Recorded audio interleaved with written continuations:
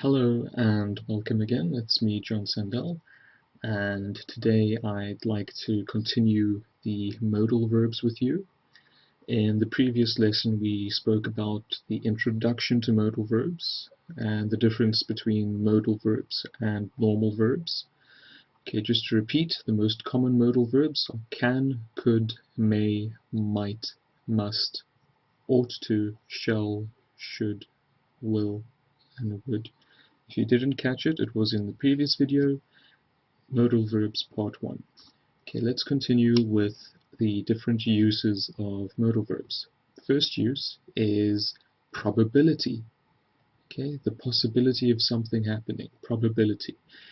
First, they can be used when we want to say how sure we are that something happened, is happening, or will happen. We often call these modals of deduction or speculation or certainty or probability. Okay? For example, it's snowing, so it must be very cold outside. It's snowing, so it must be very cold outside. I don't know where John is. He could have missed the train. I don't know where John is. He could have missed the train. This bill can't be right. £200 for 2 cups of coffee. This bill can't be right. £200 for 2 cups of coffee. Okay, so those are examples of probability. Okay, it shows us what is the possibility that something could or could not be true. Okay, another use that we could apply to modal verbs is ability, the ability to do something. We can use can and could to talk about a skill or ability. For example, she can speak 6 languages. She can speak 6 languages. My grandfather could play golf very well. My grandfather could play golf very well. Or another example, I can't drive. I can't drive. Okay, so those show us things that we can or cannot do, which shows our possibility. Okay, and then we have another example of obligation or advice.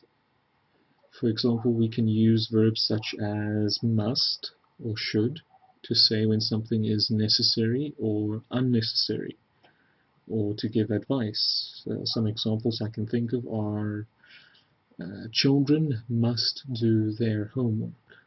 Children must do their homework. Number 2, we have to wear a uniform at work.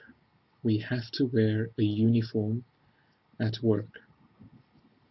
Another example, advice. Someone could give you advice like, you should stop smoking. You should stop smoking. That's an example of advice. Okay, so remember that we have these different uses. There's also permission. Okay, permission. So this is, are you allowed to do something? Can you do something? So, for example, we can use verbs such as can, could, and may to ask for and give permission. We also use modal verbs to say something is not allowed, forbidden, prohibited. For example, could I leave early today, please? That's asking for permission. You want to know, could I leave early today, please? You may not use the car tonight. You may not use the car tonight. Okay, something is not allowed. Can we swim in the lake? Can we swim in the lake? That's asking for the permission to do something. Okay, so those were the different uses for modal verbs. Remember, we can use them for probability, we can use them for ability, we can use them for obligation and advice, and we can use them for permission.